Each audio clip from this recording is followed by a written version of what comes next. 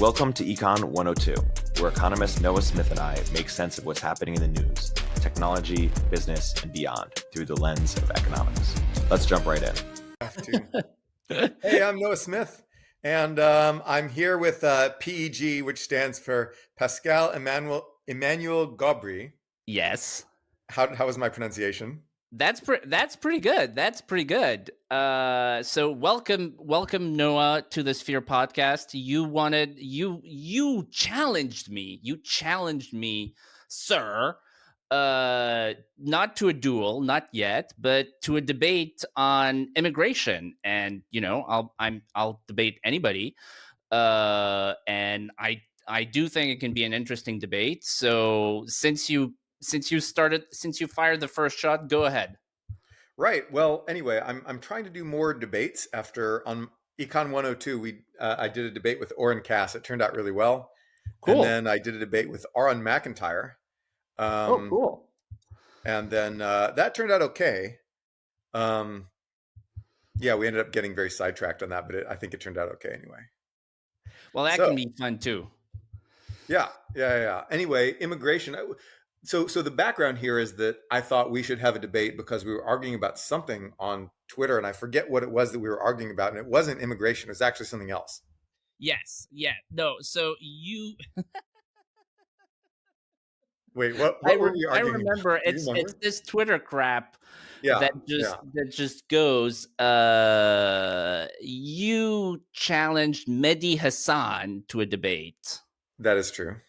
And I said, well, I'll debate Mehdi Hassan too. And that's when you DM'd me and said, you and I should have a debate. And then I said, you could pick the topic, and you picked immigration.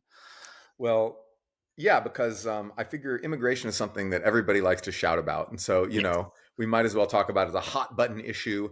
I was going to write a book about it. So I read about 30 books about immigration and assimilation and, related issues. So I'm very outmatched. I am a bit of a scholar now, I feel. That was in 2018-19. That's that. I'm only I'm just a guy with a Twitter account. So I'm already overmatched. That's all anyone really is these days. I guess there's two kinds of debates. There's the sort of philosophical debate, which I think is important, which is what I believe is that any country's immigration policy should be based on the interests of its current and future citizens, as opposed to sort of humanitarian concerns, as opposed to sort of abstract rules, as opposed to sympathy for other people who, would have a better life if they were in France rather than Mali, or in the US rather than Honduras. I think that's an important philosophical debate, because the thing I've noticed, especially on the American left for the past, since the Trump era, or I don't know, is a sort of devaluing of the very notion of the nation state and of the very notion of borders. And there's a huge segment of the left, including a federal district judge last week, that clearly believes that any form of border enforcement, any form of saying, look, not everybody gets to come, sorry, is tantamount to some sort of, horrible Hitler type thing. And I think that's extremely dangerous, because so far as we know, the nation state is the only political form we know that sort of works well. And it's dependent on having borders, having rules for who gets to live there, who doesn't get to live there, who gets to be a citizen, who doesn't get to be a citizen, and having those rules be enforced by the state. And so I think the sort of open borders thing on the left is frankly very concerning for me as a sort of centrist moderate. So I guess that's the philosophical thing, or we can do the econ thing. Well, the thing is that this debate is apparently off to a very poor start, because I agree with everything you just said. And I think that almost everybody agrees with this. Like, there are a few people who think that borders are some sort of like injustice that needs to be fought. but they're tiny. There's a tiny percentage, like almost no Democrats in America think that. In Um, opinion polls, sure, yeah, if you just but ask people, like, should nations have borders? Should they decide to control who gets in and who doesn't? People would be like, yeah. And yeah, then if you just walk up to people on the street, or even if you walk into like some like lefty party in Brooklyn, and you ask people this, like some people will say, a few people will say no, but they're trolling, and maybe they really believe that shouldn't exist. And then there's a few wacky libertarians like Brian Kaplan, who think open borders is a great idea, but like I think it's really hard to find people, who like the idea of open borders. It's easier to find people who reflexively oppose every form of border enforcement to the point where they sort of accidentally back into being de right, facto open borders people. right, But it's hard to find people who support it in the abstract philosophical sense. right. Well, I mean, this is like saying they don't support four, they just support 2 plus 2. Like, Well, no, it's not. they have views that just sort of naturally lead them to supporting that policy, whether it's de Sure, facto or whether they have sure. this sort of full thing in their head. Um, yeah, no, I mean, of course, that's right. If what we care about is which policies people like support, then that does matter, or which policies they indirectly support by voting for candidates. But the thing is that if people are supporting policies that don't fit their philosophical idea of what a nation state should be, then it's actually, I think, fairly easy to flip them by giving them more information about what's going on. Because I think often these people don't understand what's going on, the facts on the ground. They don't understand how the policy opinions that they formed from watching the news lead to conclusions they don't want. They just Right. don't understand. People are poorly informed. And I think that, you know, dealing with poorly informed people by like attacking them en masse doesn't is suboptimal. And I think that instead we should just inform them better. And this is exactly what Trump did, right? So, or not even Trump, but the red state governors took all of these quasi legal immigrants, these people who cross the border illegally, but then turn themselves into border security and request an asylum hearing and get to stay in America in the meantime. Let's call them quasi legal immigrants, because they're illegal and then they're legal afterwards.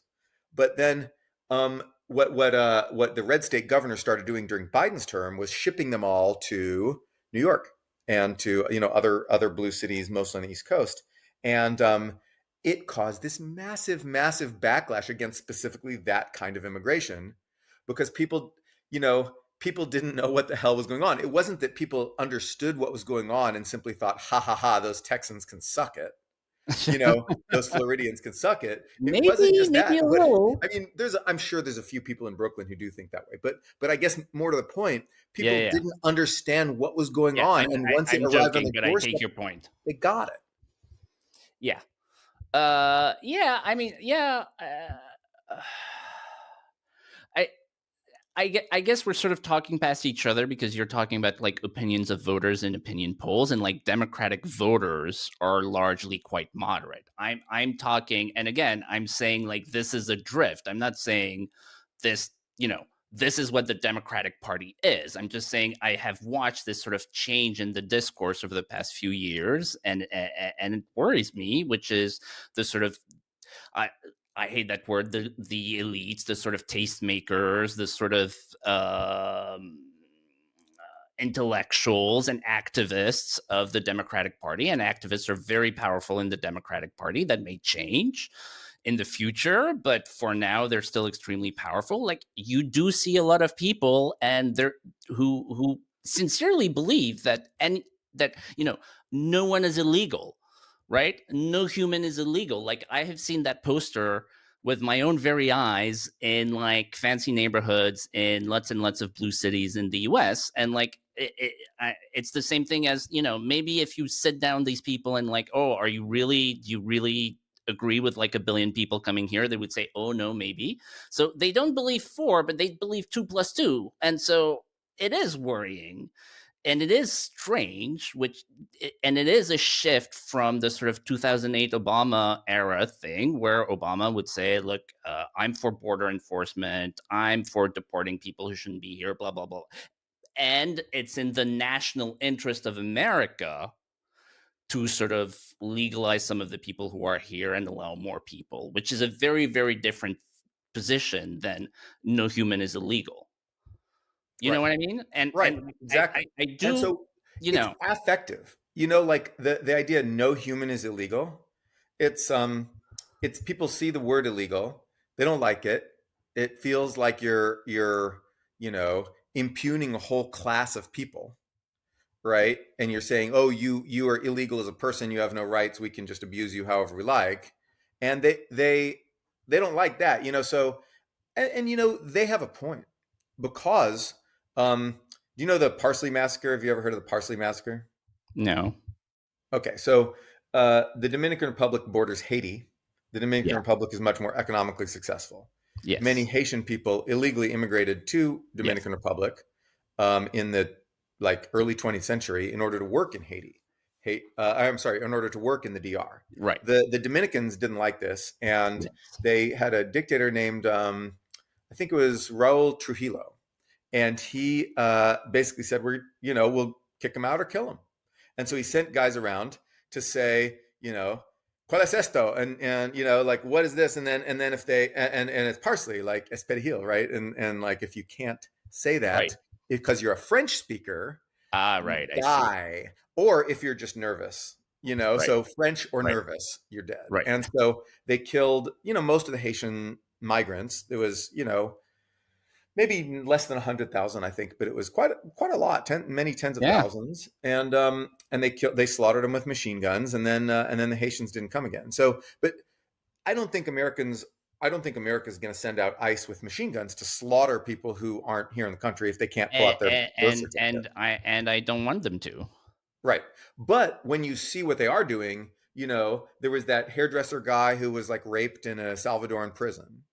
You've got U.S. citizens being randomly pulled off the street and detained for weeks because someone just thought their face looks like an illegal immigrant face ought to look, and they put them in a thing, and they don't have their papers with them, so they throw them in a cell while they get their papers, and then they let them out.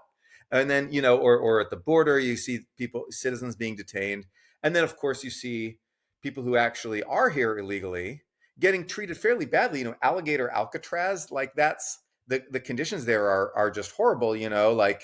Women being forced to poop in front of men, and just all kinds of just terrible conditions in that detention center.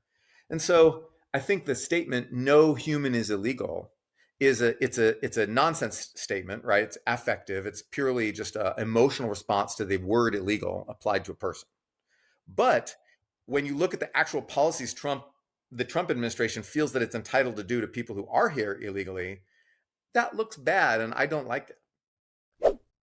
We'll continue our interview in a moment after a word from our sponsors. Hey everyone, make sure to check out the show notes for today's Econ 102 episode. We've organized all the key insights from Noah's rants into an easy-to-scan cheat sheet format. Our show notes were actually created by Notion's AI meeting notes. It listened to our entire podcast episode, captured a full transcript, and generated a recap of the episode's meaningful takeaways. If you're someone who takes messy notes, forgets what was said in back-to-back meetings all day, or listen to one too many podcasts, you've got to try this feature. And because AI meeting notes lives right in Notion, everything you capture, whether that's meetings, podcasts, interviews, conversations, live exactly where you plan, build, and get things done. No switching, no slowdown. Here's an exclusive offer for our listeners. Head to the link in our show notes to try Notion's AI meeting notes free for 30 days. What does the future hold for business? Ask 9 experts and you'll get 10 answers. It's a bull market. It's a bear market. Rates will rise or fall. Can someone invent a crystal ball? Until then, over 43,000 businesses have future-proofed their business with NetSuite by Oracle, the #1 AI cloud ERP, bringing accounting, financial management, inventory, and HR into one fluid platform with one unified business management suite. There's one source of truth, giving you the visibility and control you need to make quick decisions with real-time insights and forecasting. You're peering into the future with actionable data. When you're closing the books in days, not weeks, You're spending less time looking backwards and more time on what's next. So if I had needed this product, it's what I'd use. Whether your company is earning millions or even hundreds of millions, NetSuite helps you respond to your immediate challenges and seize your biggest opportunities. Speaking of opportunities, download the CFO's Guide to AI and Machine Learning for free at netsuite.com/102. The guide is free to you at netsuite.com/102. netsuite.com/102.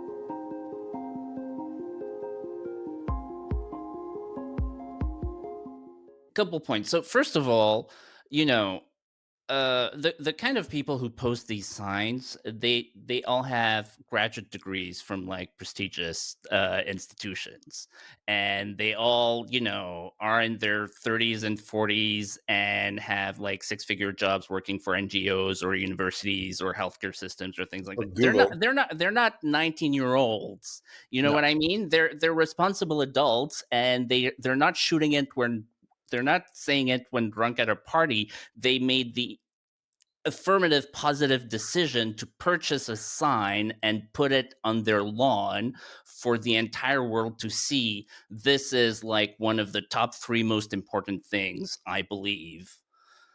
Like Right. I just find that just astonishing. That's number one. Number two, on the whole immigration enforcement thing, so first of all, I don't want to get into a factual discussion about like which reports of what atrocities and alleged atrocities are true or not. Because I let me concede that there's probably some horrible shit, and hopefully you can concede that a lot of those reports turn out to be false, because a lot of them did turn out to be false. Like the infamous quote unquote Maryland dad who turned out to actually be a gang member and actually a human trafficker and a wife beater and apparently somebody who collected child porn.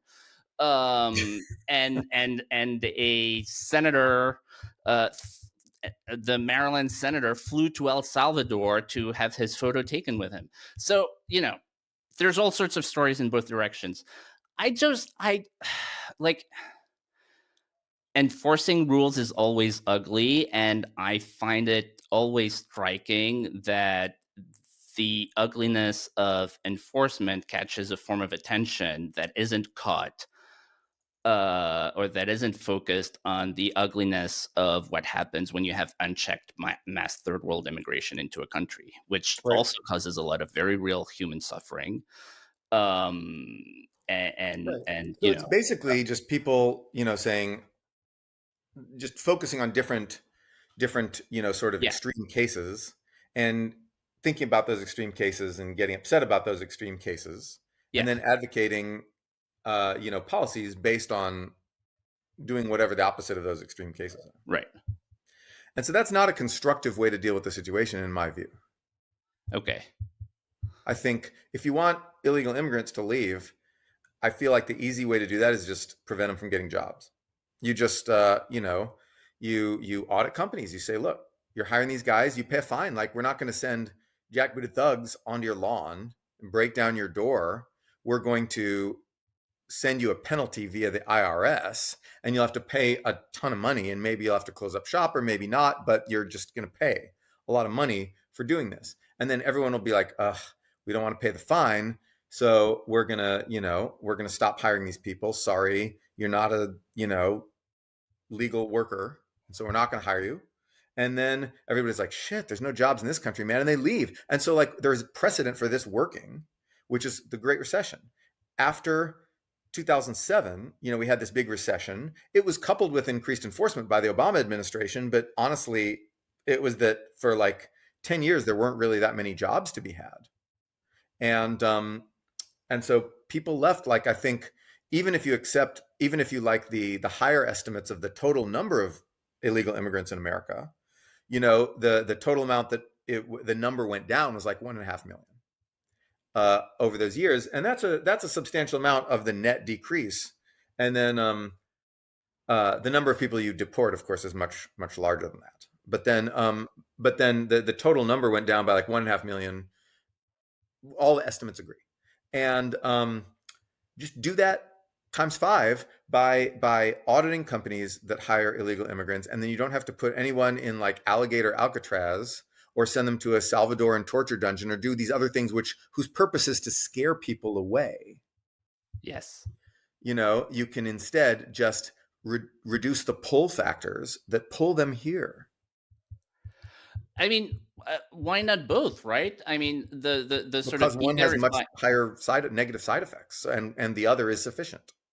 That's why not I both. don't know if it's sufficient. It will get rid of many millions of illegal immigrants. Will it bring your illegal immigration to zero? No, but neither will turning your country into like an armed camp. I mean, like the only thing that would bring it to zero is actual, parsley massacre type of genocide. And we're not going to do that. Okay. Yeah. So like nothing's going to bring it to zero. You could get pretty close to zero, and I think there's value to having deterrence. I think there's value to sort of loudly communicating your goals, and I completely agree. And like the issue of e-verify, it's a huge problem because basically Congress has made it so that you can't make it mandatory. And so and by the way, the Trump administration has done like workplace raids and so on and so forth, because I track this, and you're right, like this is a problem within the Republican coalition, because if they go after employers a little too much, Trump gets an angry phone call from his golf buddies, and so he changes his mind, and then Stephen Miller comes after him and then changes the policy back again. I think deterrence is good. I think it's important to let people know that if they break the law, there are consequences, and that if they come to America illegally, there are going to be consequences, and they might be detained. Yeah, but then a lot of every administration detains people, right? The Biden administration detained tons of people. The Obama administration detained tons of people. Just look at the detention numbers. I mean, like I could look it up right now. Well, the Biden ICE administration under detained both of people and those. then released them immediately. Okay, but like if you look at the Yes. total stock of people who were detained, and my understanding is that this is why there was a huge immigration package in the big beautiful bill. Is the Biden wave really was like unprecedentedly large, and so from all the people that I talked to in DHS and CBP and all of that, what they tell me is that the Biden wave was so large, there isn't the sufficient infrastructure physically to deport to people. detain all the people. Yeah. Because they do need to be detained while they're being processed, right? Because it is actually they are not actually doing the sort of Dominican thing of like, oh, you're brown, get out, right? They're grabbing people. If they don't have papers, they put them in a facility, and then they sort of they actually investigate what their status is. But that required, and then if they're illegal, they send them out. Or they put them in front of a judge and then they send them out. So that requires a process, that requires infrastructure, that requires state capacity, which the United States government is not great at historically, generally, but particularly on the issue of immigration enforcement, because there's this huge backlog and it's sort of been neglected for a very, very long time. That's right. I mean, almost any country would be hard pressed to deal with that. Like France certainly would, and they're known for higher state capacity than America. Yeah. Oh, absolutely. Yeah. I mean, we would probably solve it the Dominican way. But there's another thing we can do, by the way, besides the employer audit thing that I talked about. There's a second thing you can do, which is you can change asylum law. Yes. And you can say that if you come illegally, you are not entitled to asylum. Yeah. Unless there's some special dispensation. I mean, that was the remain in Mexico policy of the Trump administration, which was Trump 1, which was overturned by the Biden administration, which is how you got all of these. That was not the remain in Mexico policy. Illegal guys. It was not, actually. That would require the policy I just described of changing the requirements for asylum, requiring you to present yourself at a port of entry. Right. That policy has to be passed by Congress because it has to change our fundamental asylum law. Okay. And so far, But Remain in Mexico was like a version of that. Remain Like in I don't Mexico, remember the legal technical it was stuff, but attempting that to was the sort of same jury idea. rig, a way around Yes. the law. But Yes. the law needs to be changed. And unfortunately, Trump has never tried to change that law. The law, Yeah, because yeah, they're change the law. there you can't I mean, right now the amnesty caucus in Congress is too strong, so you're not going to get any law passed. It's very doubtful that you can get any law passed, But period. But it's not a subject for amnesty because these people aren't subject to amnesty. no, but there's a critical mass of senators in both parties who will not allow any immigration bill to advance unless it contains very large amnesty Okay, provisions. I see. Got it.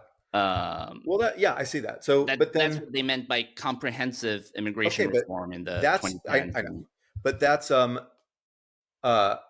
of all, the 2013 bill was good. I think it had amnesty in it. But that aside, you can change people's minds on a bill by yelling about it. You can draw attention to the people who are blocking it. I haven't Yes. seen that done. I haven't even seen such a law proposed, saying, "Oh, there's this caucus that'll block it." I mean, like, okay, but at least try. Like, Biden tried, to bring a million bills that got blocked and like yelled about them, and once in a while, one of them would get through.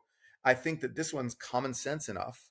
Like, if you explain to people that our asylum law says we can't discriminate in asylum hearings against people who came illegally, people Right. would think that's nuts, and people would like say, no, that needs to be changed. Even most liberals would say that that's nuts and needs to be changed. Only very hardcore, like committed progressive people who think that, asylum spamming is basically human right, Yeah. uh, which includes a lot of lawyers, would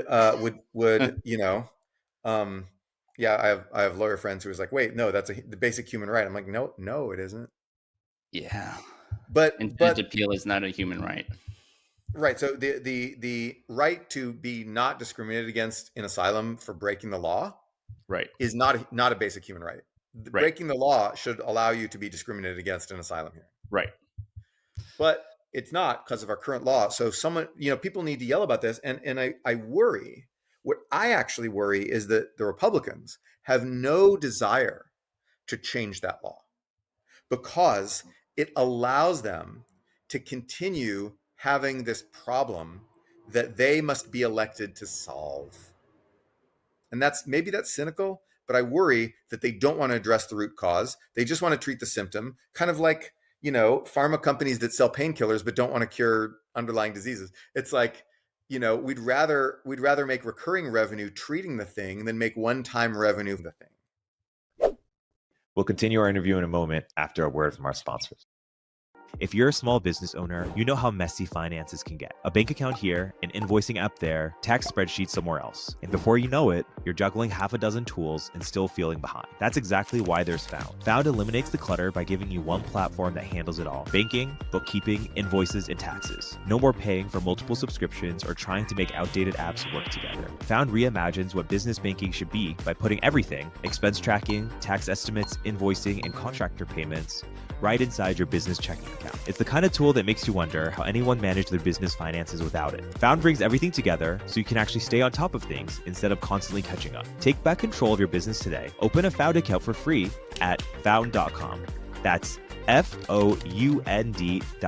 Found is a financial technology company, not a bank. Banking services are provided by Lead Bank, member FDIC. Join the hundreds of thousands who've already streamlined their finances with Found. Okay, so I worry that. I don't think I know that. yeah, I worry about it. so the thing is, if you want a kind of like quote unquote common sense immigration bill passed, like the kind of bill that you and I would agree on, Mhm. and presumably, like if you create like a super committee of like Noah and Peg, like you would get a bill that every reasonable conservative and every reasonable liberal would agree with. If you want that bill passed with a Republican president and a Republican majority, you need to convince, because Republican voters and Republican activists are traumatized by the 1986 event when Reagan passed an amnesty bill, and the bill included both amnesty and enforcement provisions, and the amnesty was implemented, but the enforcement never happened. And so if you Wait, no, want the corporate Republicans enforcement was to stripped out, agree, right? what? Wait, the corporate side. I mean, they added some border patrol people, agents in that, but the corporate side was stripped out. Like you know, they were going to have um, not e-verify, but a similar system where you'd Right. have to do that, and they took it out of the bill. It wasn't in the '86 bill, Yeah. but it was in No. the 2013 bill. I don't remember the details of the 2013 bill at the top of my head. I'm pretty sure like e-verify was in that 2013 bill. Hold on, let me make sure. I don't Let me remember make sure. a single bill that came close to passing. Yes, it did. In the E-verify was time in that the bill that failed in the Senate yeah, in they all fell in the Senate. 2013. It included amnesty, but included enforcement, actual robust enforcement instead of. And so 1986 added a bunch of Border Patrol agents, but they didn't do much, right? It Yeah. didn't have much effect because it stripped out the corporate side of enforcement. But then in the late 90s and early 2000s, we added a lot of real enforcement. We built fencing along all the main crossing points, which made it much harder and more dangerous to cross. We really increased the number of Border Patrol a lot. And we also cut immigrants off of various forms of federal welfare in 1996. But enforcement in terms of a big fence and a lot more Border Patrol happened. And you can look at research saying this had a major effect under George W. Bush. Enforcement didn't solve the problem, but it worked. And one of the reasons why the giant illegal immigration boom of the 90s and early 2000s came to an end, one reason was the Great Recession, but one reason was massively stepped up enforcement. So we didn't get it in 86, but it's not to say that enforcement is powerless. I'm making a different point. I'm not saying there was never any enforcement ever. I'm making a different point, which is that if you want a majority of Republican voters and elected officials to sign on to a common sense immigration bill, you need to first establish trust that you are serious about enforcement. And so my sort of, if I was a conspiracy theorist, which of course I'm not, I would think that's Trump's plan. I would think that is what he actually wants to do, because he's actually a moderate on immigration, right? He wants to spend like 3 years enforcing maximally, and then during year 4 he's gonna throw Stephen Miller in the mouth of the Sarlacc, and then do an amazing bipartisan immigration deal with Chuck Schumer and John Thune and the Chamber of Commerce. But the only way that bill is going to pass is if he's first deported, 10 million aliens or whatever, some very, very big number. Because for all that you just said about enforcement and all that, like the the illegal population in the US has been growing. Maybe there were years where it was sort of flat or a little bit down, but like over the past 20 years, it's just been growing massively. Like it's impossible to walk around and not see it. So there is an issue here. And if you want voters who care about immigration to sort of be willing to hear out a lot of the very reasonable stuff you said, which I agree is very reasonable, you first have to sort of earn some trust. And maybe that's irrational, but it's also very human. And the way you earn trust is by doing, ICE raids and, memes on Twitter about immigrants getting deported. Whose trust are you earning? Republican voters who are who care deeply about illegal immigration, but are not, full-on restrictionists. Republican voters. Yes. So that Republicans in Congress will The support them. median Republican voter is extremely angry about immigration, because of that issue, and B, because it's a sort of synecdoche for elites not being responsive, government not being responsive, democracy not being responsive, and so on and so forth. And we can talk about these broader issues. And so he's very, very angry about immigration, and especially illegal immigration. But he's also like not a restrictionist, in the sense that his ideal immigration policy would be like zero legal immigration forever. Right. There's zero constituency for that in the Republican Party.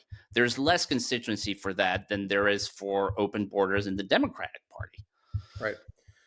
So, But he's not going to listen to arguments about legal immigration until he stopped being angry about illegal immigration, and he's only going to stop being angry at illegal immigration when, you know, he sees a raid down the street from him, when he sees that, you know, the population, Costco is, you know, right. the population is different, and so on and But so we forth. see Trump's approval rating on immigration falling.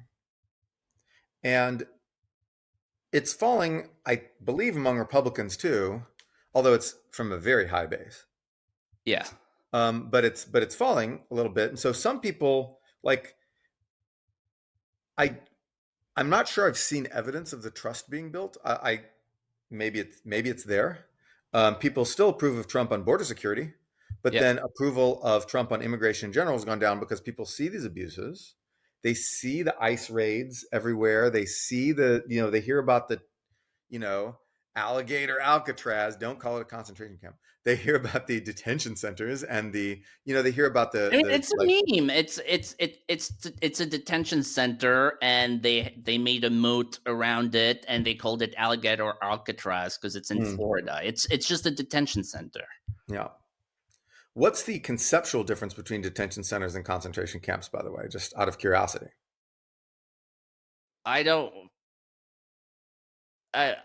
think it's all fake. I mean, how do I tell when one of those words is the only appropriate word, or versus when the other word is appropriate as well?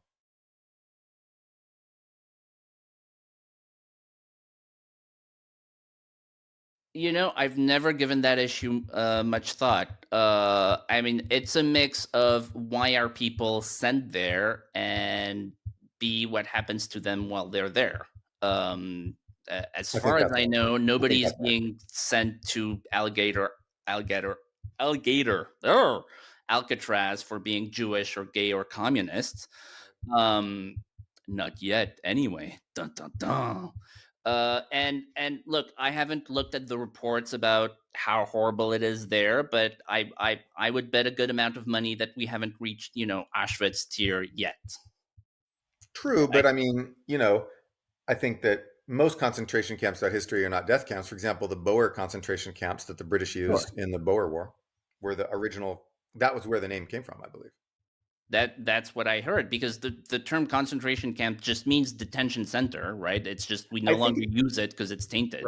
Right. And I think it means if you have a detention center where people are sent there for group characteristics instead of individual actions. Yeah. Then I think that's kind of the salient thing to me. That, if we want to backfill this term with a meaningful definition that we can then apply. Sure, but there's some sense in which it's ridiculous to even have this conversation, because the idea that, whenever we're discussing detention, we have to go back into World War II history to find out whether we're doing a Hitler or not. I find kind of silly. The French Republic used to have the bagnes, which were labor camps in French Guiana, so in the jungle. They were pretty bad. Like the detention there was famously very bad, and they sent Alfred Dreyfus most famously, but also the people who were sent there, apart from Dreyfus, who was innocent, were mostly sent for murder and robbery and rape and so on and so forth. Do I lose sleep over the fact that, my country under a democratic regime sent people to like a pretty gross labor camp, but also, usually only murderers. Like, I honestly don't really care. I mean, And I certainly I wouldn't I care would if care. we reinstated it I would care. tomorrow. I think that's And I would be very happy that's for not. France to create alligator Alcatraz in French Guiana. I mean, those French Guiana labor camps are pretty horrible, man. Like the conditions in them were really horrible. Like I don't think Yeah. that those people deserve to be treated like that, especially because, as you noted, some people were sent there who, by accident, and then oops, you if you're sent to, some people are always going to be sent to a place by accident. There will be accidents, and In practice, it's very, very yeah, low. Like really. yes. Okay, but what's low? I mean, like it depends. If your total number of people is like 100,000, and you have like a 0.1% thing. That's a significant number of people. So. I mean, I find this whole discussion so funny because, of course, um, uh, I'm trying to explain. I'm trying how to many explain girls the raped by viewpoint. illegal immigrants are, the right number? How many, like, we're focusing on the pain and the suffering of, either criminals or illegal immigrants, depending on what we're like speculating about, Right. which I it's just something that I'm not interested in, because what I'm interested in is the health and welfare of my fellow citizens. And so, in the case of the Guyana camp hypothesis, I'm interested in the health and welfare of normal law abiding French citizens, which is improved if there's strong deterrence against people committing murder and robbery and rape and arson.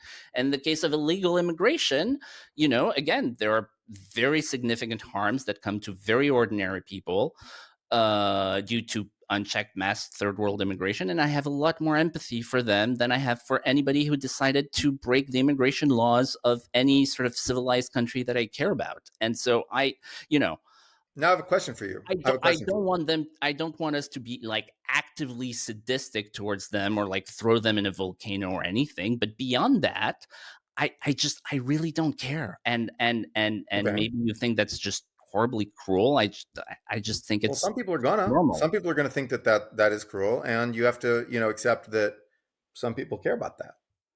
Like people care, but I think you're right that we should also focus on the benefits of mass deportations and carried out by various mechanisms. So you were talking about like mass detention in bad conditions, but we get at the end of the day we get a benefit. We get fewer people, fewer of the illegal immigrants in the country. Yes. And so here's a question: in the United States, I'm not talking about France, Yeah. because we're bigger. That's where I am right now.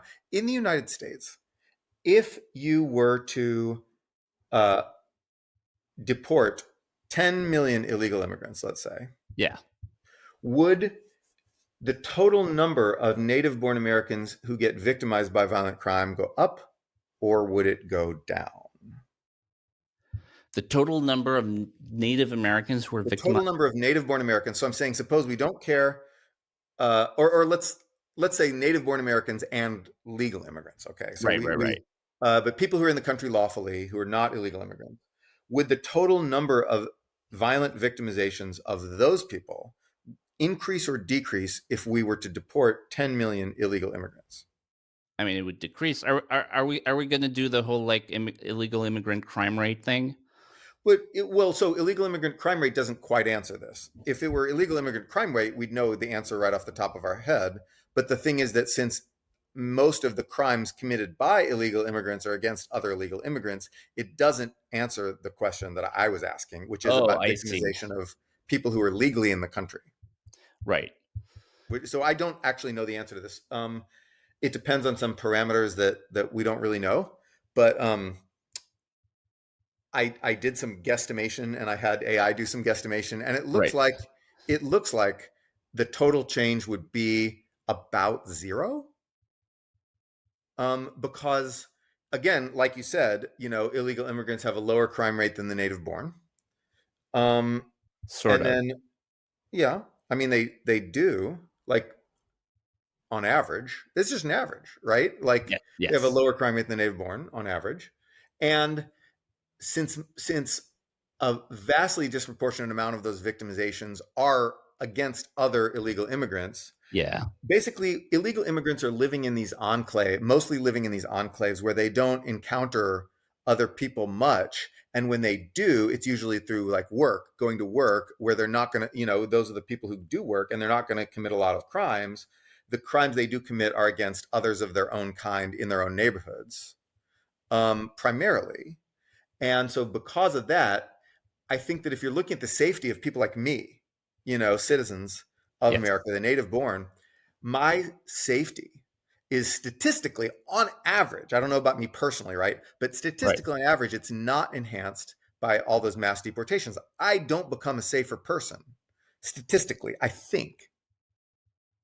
So okay. So couple things there. So where am I Uh, benefiting? Where am I benefiting from the mass it would deportation? so What do I first of get? all, it would so first of all, it certainly wouldn't make you worse off, right? In terms of public safety, it wouldn't cause an It might make me increase a little in bit worse off. crime It might if make you. me a tiny bit worse off.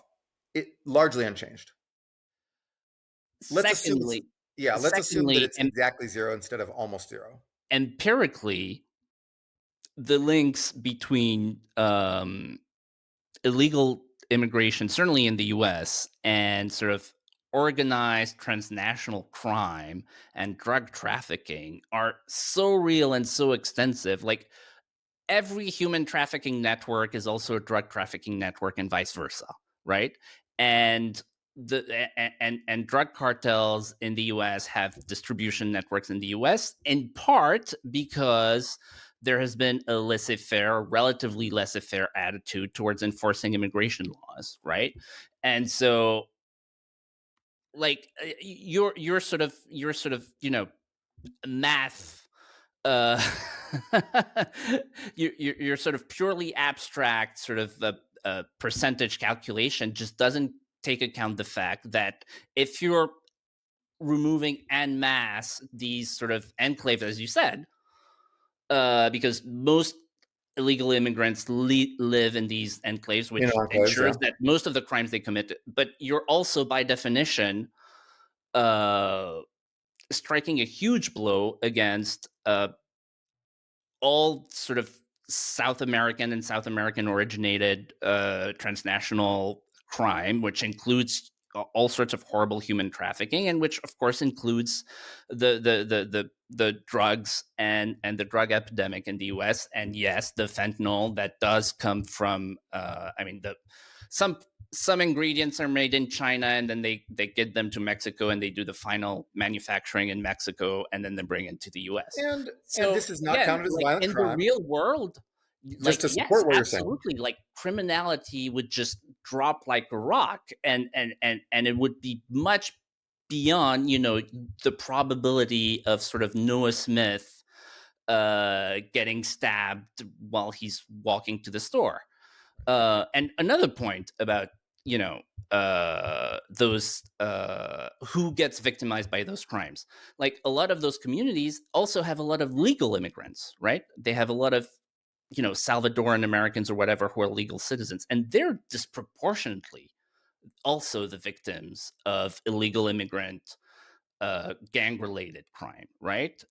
It's like it's women who are being pimped, it's who are being forced to work as drug mules or lookouts or whatever, or just generally the criminality of lawless, poor areas. And so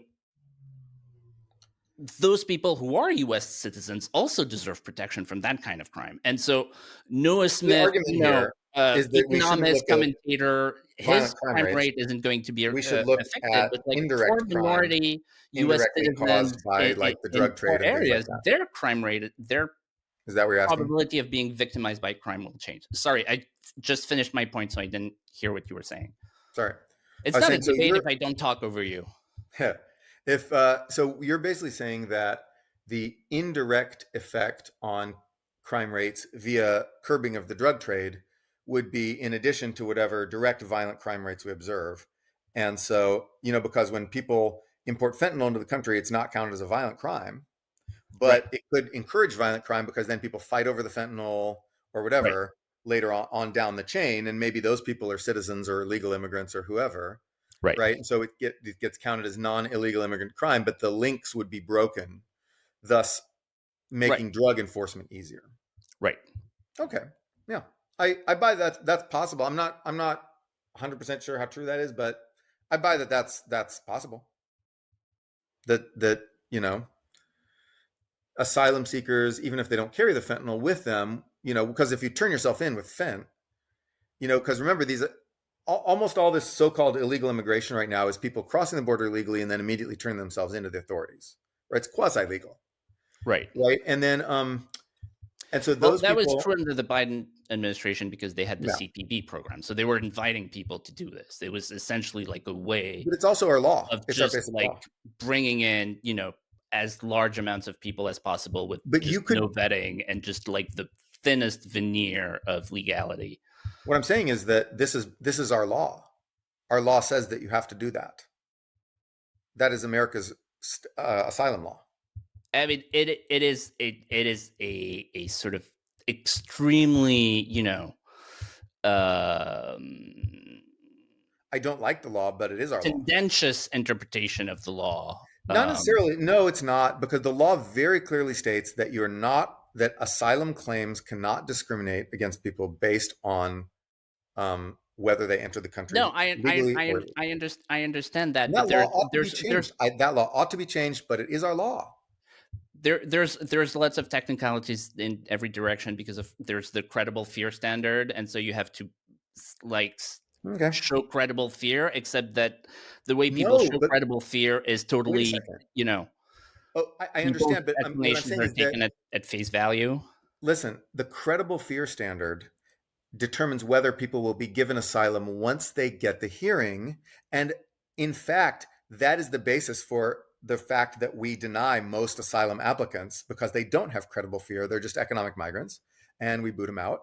That's what we do to most asylum seekers. The problem is that because of that law that I described, we're not allowed to, when they turn themselves into the Border Patrol, we're not allowed to simply put them in a truck, drive them back, and say bye. Yes, We're I not allowed to do understand that. that. They have to get a hearing. And so that's the law that's the problem. And that's the law that I think should be changed, but currently is the law.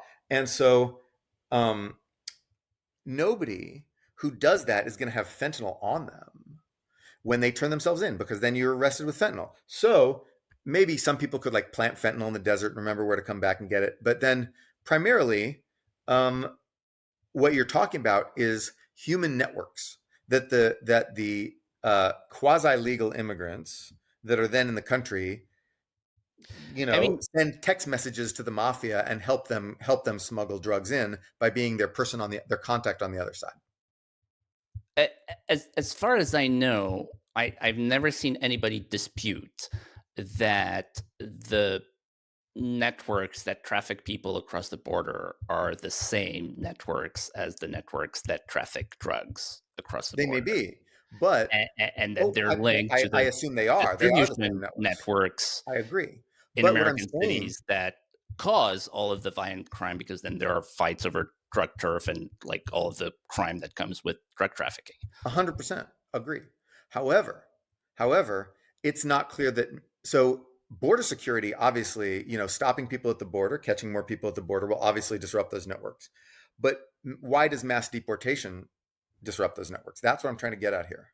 Because remember, Oh, the overall question is, how does mass deportation help Noah Smith? How do I benefit as an American person from this? What do I get? And this is trying to answer that question. right. I mean, so first of all, the problem is those. I mean, those networks sort of continue to exist in those enclaves. I mean, I don't know how else. I don't understand. I guess I don't understand what you're not understanding, which is like, you know, If I'm I I'm deport I'm people, how does that disrupt the drug trade? I'm Bob in El Salvador. I pay $10,000 to a guy to get me to across the border. Some other guy picks me up and gets me to New York, where I start to wash dishes or whatever. Okay. That entire thing was executed by a very large, very organized transnational criminal network. I see. So the idea is you start off as a mule and then you claim asylum. I You don't drop know off exactly you where come the across the border with process your is. fence. I just it just seems obvious to me that you can't uh deport large numbers of people who came in through those networks without disrupting those networks. Okay. All right. So even though I don't entirely understand the mechanism by which the networks are disrupted, I'm open to the possibility that there is such disruption, but I would like to see some empirical evidence that this works. Do you know of any? I'm not a criminal. I mean, it just seems so We obvious all to have me AI that now, man. We all have AI to do a literature search. We could just ask the robot. I don't have a study on water being wet either. I mean, it just seems like because We can't just say those sounds legit and make policy on sounds legit. Like we need some evidence here. And we've done lots of deportations. We've done mass deportations, and we should be able to tell. yeah, we should. So let me ask a robot real quick. Do we have evidence Are you of asking whether? ChatGPT right now? Yeah, yeah, I am asking ChatGPT of whether mass deportations disrupt drug networks into the U.S. And at some point it'll come up with an answer, and then we'll have an answer, some of which may be hallucinated, but we can always go run it down and check. Yes. So, Are you doing deep research? no, O3, which is the engine behind deep research, but is a little faster. Right. It will get the things without like asking follow-up questions. Anyway, and it won't be as long.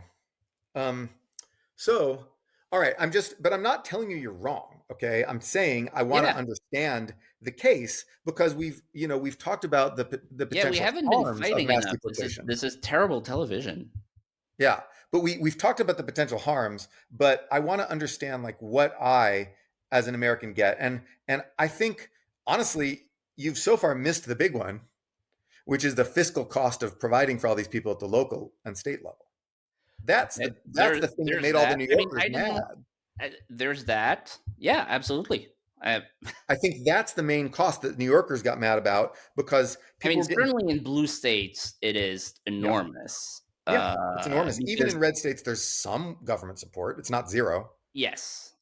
And so it's big. This is the other thing about the liberal talking point about, illegal immigrants don't get benefits, except that the enforcement is up to the states. And it's very well known that, especially that in quote unquote sanctuary states, they basically don't ask for your status. And they do get state benefits.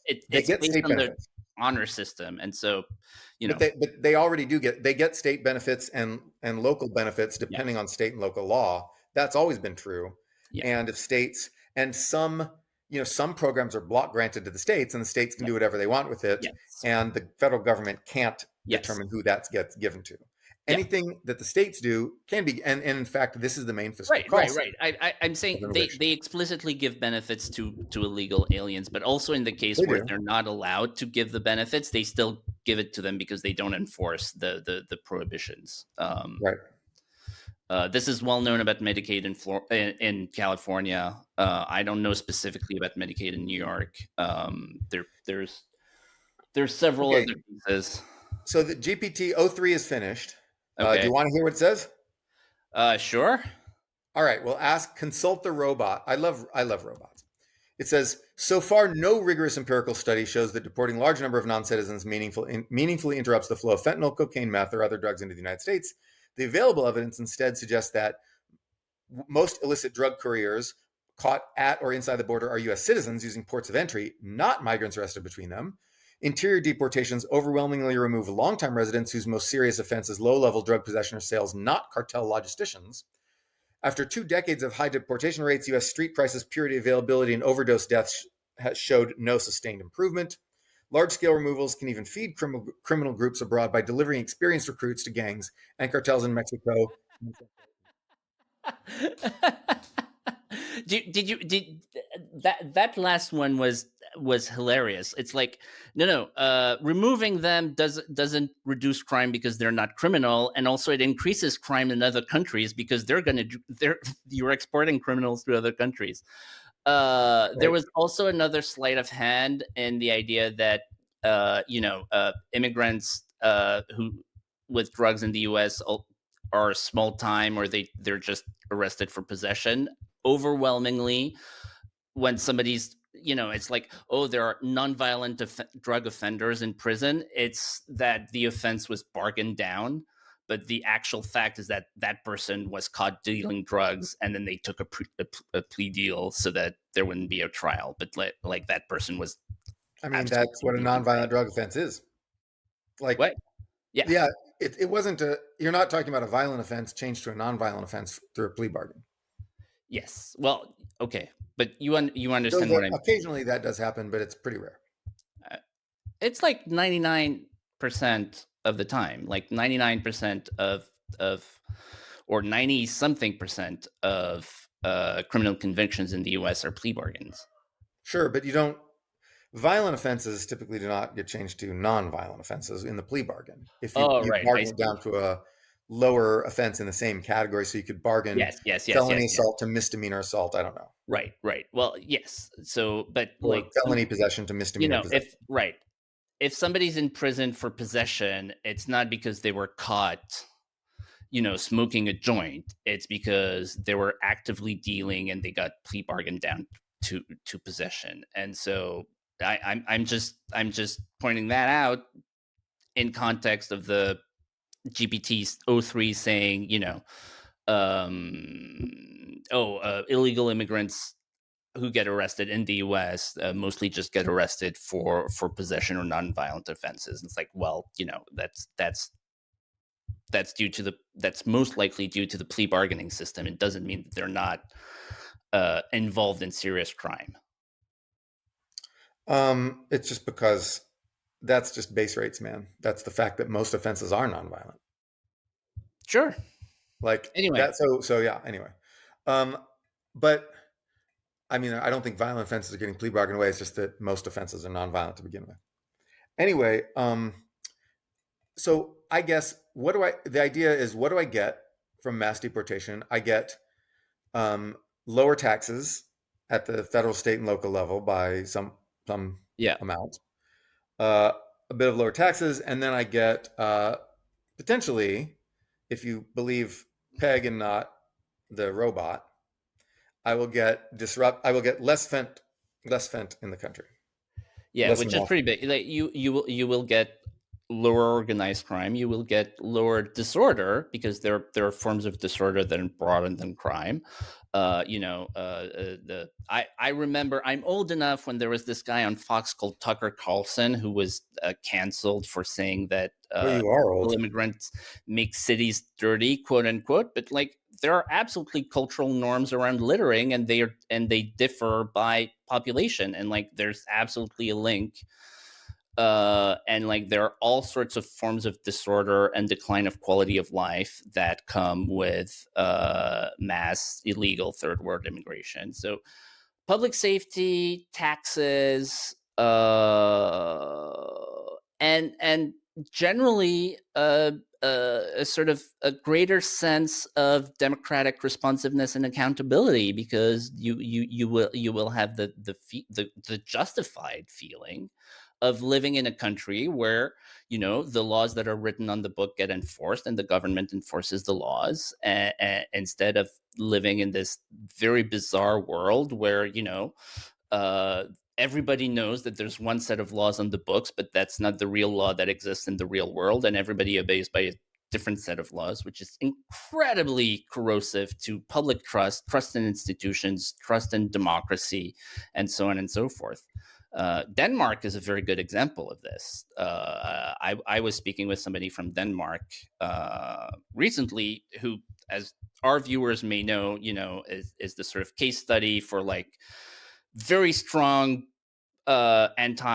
immigration policies by a sort of center left government, and he was saying like on top of like the benefits to like crime and public safety and so on and so forth, there was a sort of renewal of civic and democratic engagement, because people were like, oh, you know, we say we want this, we vote for it, and then we get it. Like that, the system works. That's good, right? And that's definitely something that America needs right now. Yeah, I mean, maybe, but when I look at Trump, and I think, when I look at Trump's actual actions on immigration, I see trust falling. I see disapproval, rising, and Trump underwater on immigration, which was a signature issue.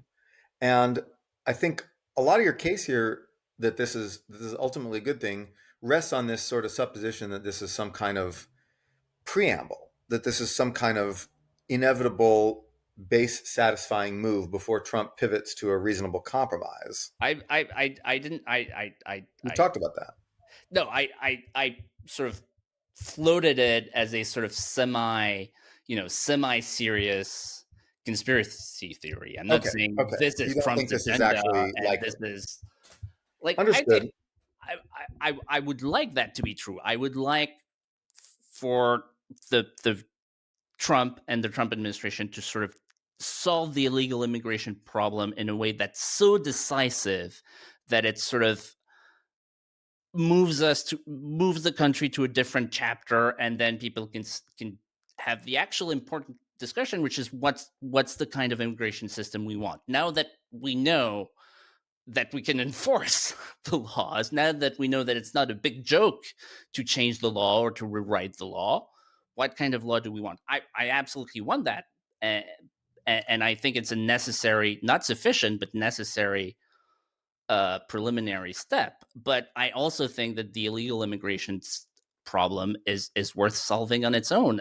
It's just so alien to civilization and good government to like just have like millions of people in your country just because they showed up one day, and then you're like, oh, but they've been here for a very long time, so I guess they just get to stay here now. Like, that's deranged.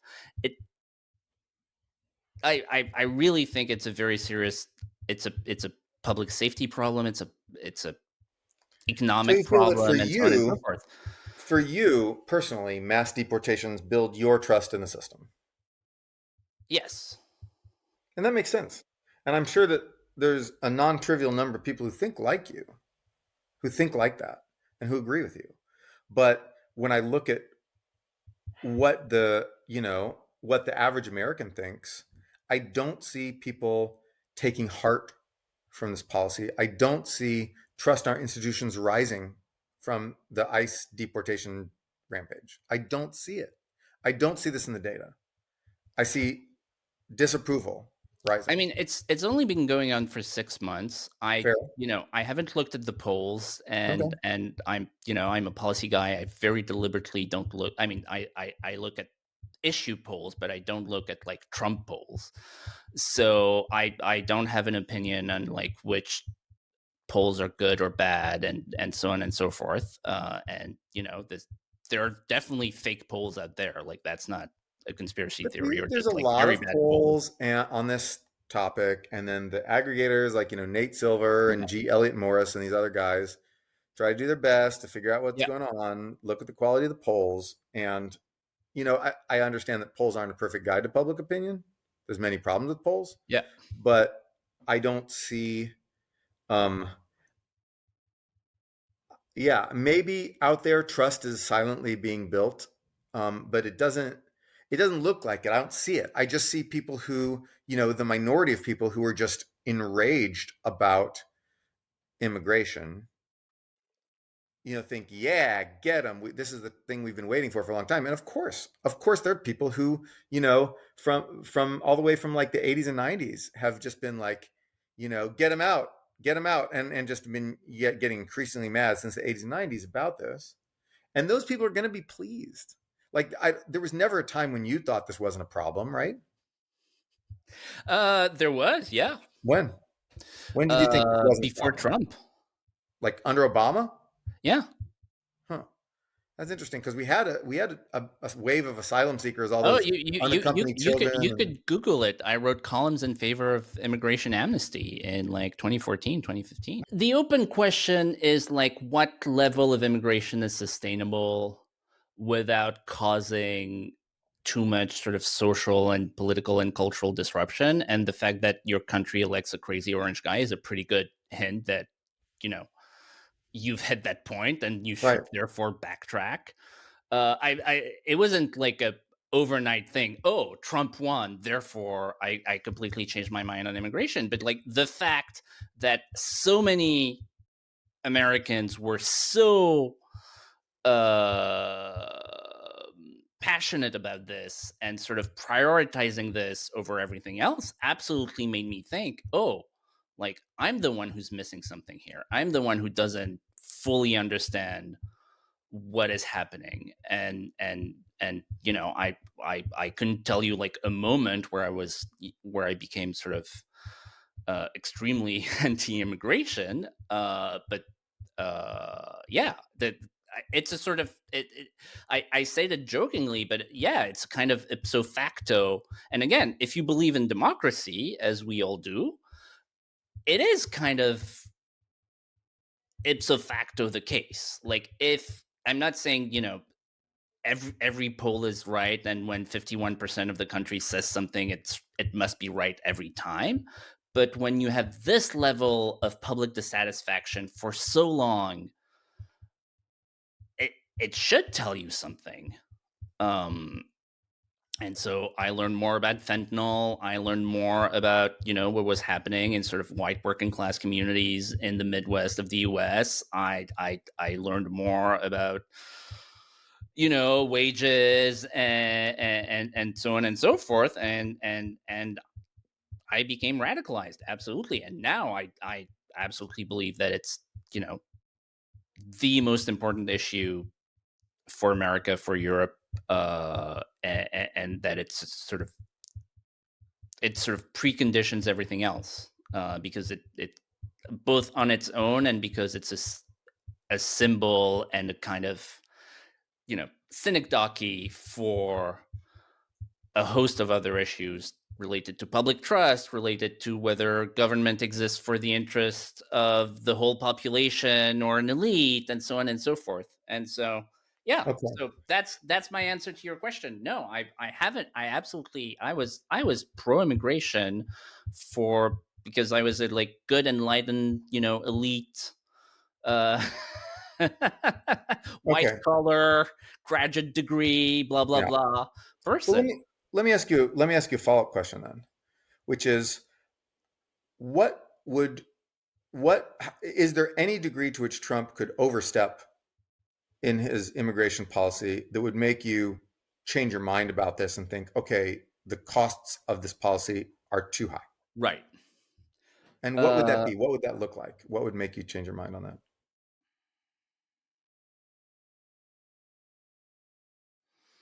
I mean, I can imagine like immigration policies that I would disagree with, but like Trump couldn't legally do them, right? The most thing he can do is like deport people who are already here, and I'm okay with that. And you know, I mean, or you know, I mean, we can come up with like science fiction scenarios where, you know, he sends death squads into alligator Alcatraz and blah blah blah. But that's not going to happen. We all know that. You don't really need science for that.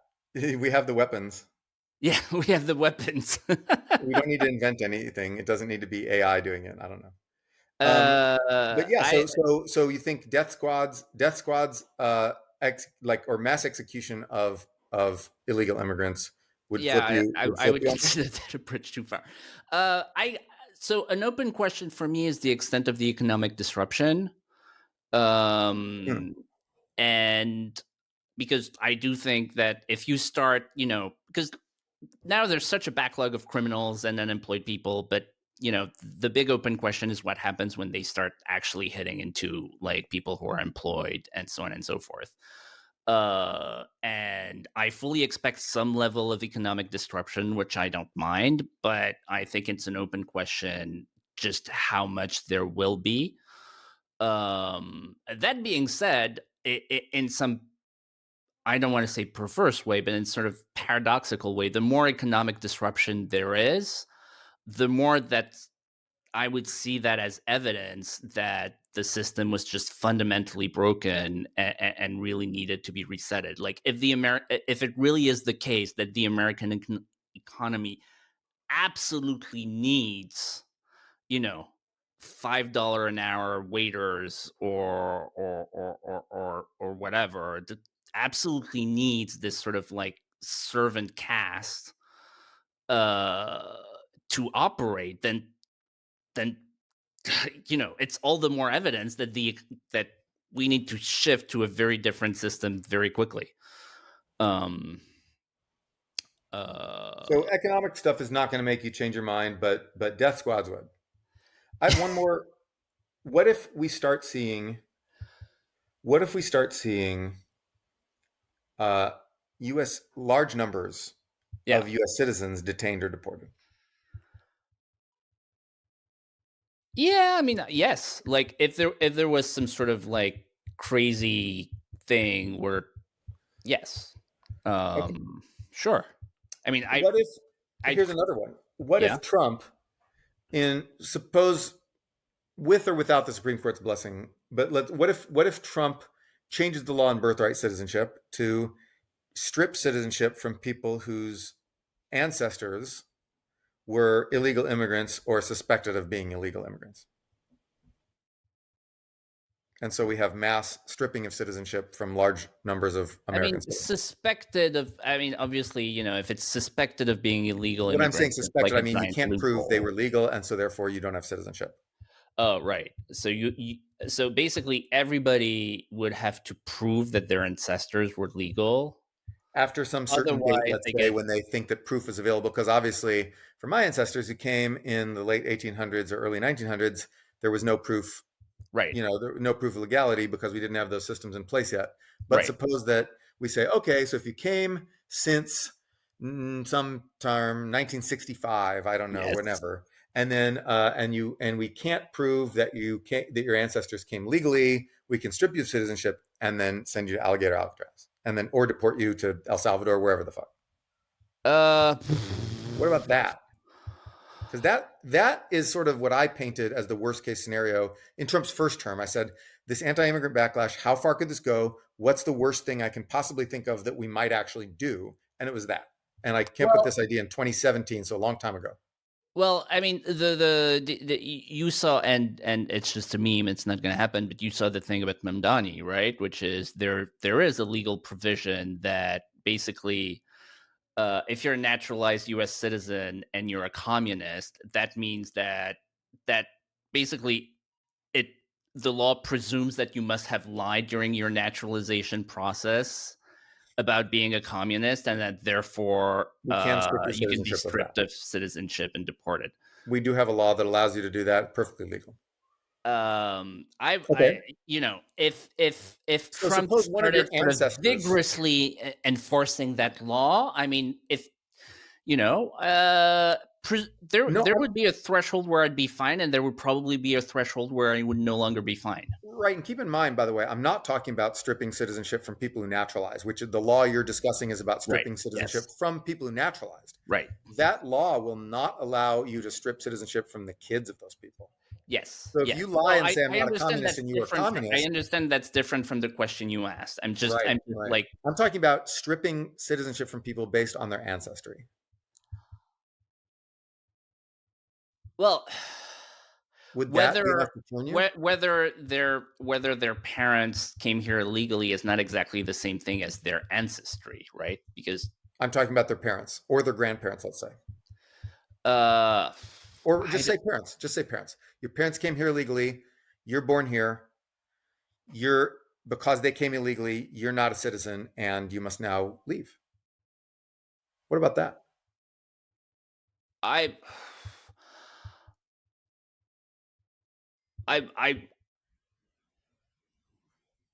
I'm trying to come up with a way of saying, I'm not wild about it, but I also wouldn't, like light my hair on fire and start, If people were punished with revocation of citizenship for what their parents did? That wouldn't, Well, that's, I can't think of a single case where we punish people for the crimes of their parents in this country, or where we ever have. yeah, you're right. Yeah, I guess. Yeah, yeah. No, I would disagree with that policy. So for me, that Um, would be like, I mean, I don't support Trump's mass deportation policy in the first place because I think it's, there's much easier alternatives that are much less disruptive.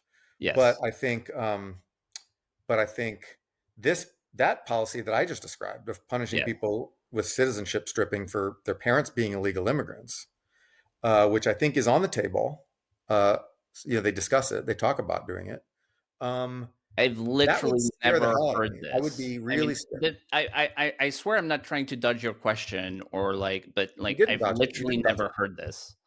Okay, you didn't dodge it at all. I'm not accusing you of dodging it. You did not. You addressed it. I'm saying that I have heard this being discussed, and I could send links, whatever.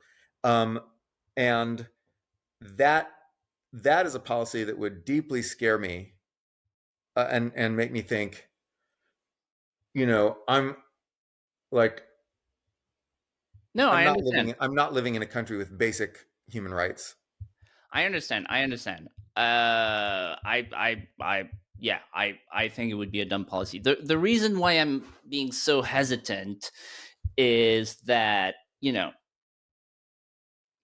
we draw this bright line between legal and illegal, citizen and non-citizen, and rightly so, because those are important and meaningful legal categories. But at the same time, there's a bunch of people who got citizenship who probably, if the law had been well designed, wouldn't have gotten citizenship. And so I understand the point you're making, like denaturalizing someone because they're of something their parents did. I agree that's a bridge too far, but denaturalizing someone because they should never have been naturalized to begin with is not something that I object to as a matter of principle. So And, denaturalizing and, someone and who by the lied about way, being in the country. my preferred version of this policy is you should never have been naturalized to begin with. Goodbye. Here's a big check. Here's a check for like 2 years of your past income. Go build a new life in Uganda, Mr. Mamdani. Good luck to you. Best of luck to you.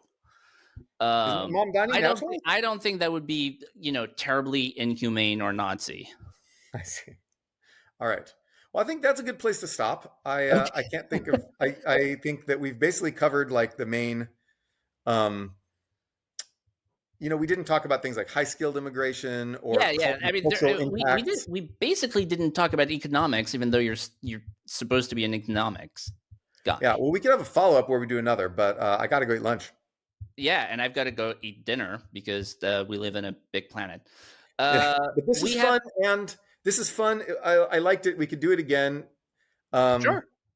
yeah. I think Yeah, we covered basically the whole issue of mass deportation and illegal immigration and yeah. quasi We legal did. We immigration and did. all that. Yeah, we did mostly deportation, but not really the economics of immigration. Right. All Next right. time we could talk about should we be bringing in lots of people legally, and Yes. what should Yes. that look like? Yes. Cool. Yes. All right. Well, All right. signing Cool. off. Talk to you later. Bye. Ciao.